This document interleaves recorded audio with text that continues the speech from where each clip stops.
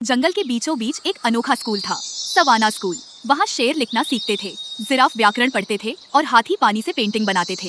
इस स्कूल की सबसे तेज छात्रा थी चिक्की चीता। चिक्की हर रेस जीतती थी। उसकी अलमारी में सोने जैसे आम के ट्रॉफी भरे पड़े थे। लेकिन इस बार जंगल वार्षिक मून दौड़ आ रही थी, जिसमें कीचड़, केले का मैदान और एक छोटी नदी भी पार करनी थी। चिक्की थोड़ी घबरा गई। अगर मैं फिसल गई तो, कोई और जीत गया तो, उसने बड़बड़ाया। तो उसने कुछ गलत सोचा। धोखा देने का प्लान एक।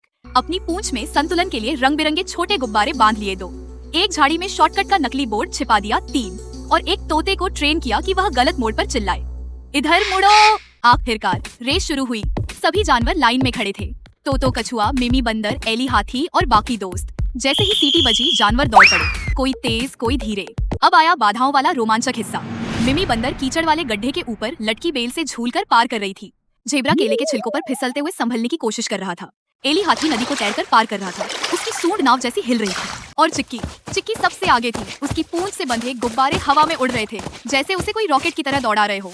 पर तभी एक मोड़ पर चिक्की अपने ही लगाए गए नकली शॉर्टकट बोर्ड की तरफ मुड़ गई, ये सोचकर कि वो सबसे पहले पहुंच जाएगी। लेकिन वो पहुंच गई सीधे दलदल में। गुब्बारे फूट गए, उसका पूरा शरीर कीचड़ में धंस गया। तोता भी कंफ्यूज हो गया और अब सब जानवर गलत दिशाओं में घूम रहे थे। और इधर तोतो कछुआ धीरे लेकिन ईमानदारी से दौड़ते हुए फिनिश लाइन पार कर गया। चिक्की कीचड़ में बैठी सोचती रही। आखिर में उसने सबके सामने माइक पकड़ा और कहा, मैंने चीटिंग की और उसका नतीजा खुद भुगता। आज से मैं ईमानदारी से दौड़ूंगी। सबने खुशी से ताली बजाई और तोतो ने मुस्कुराकर कहा, धीमे सही पर सच्चाई ही जीतती है। सभी जानवरों ने आनंदित होकर तालियां बजाई और तोतो की जीत का जश्न मनाया।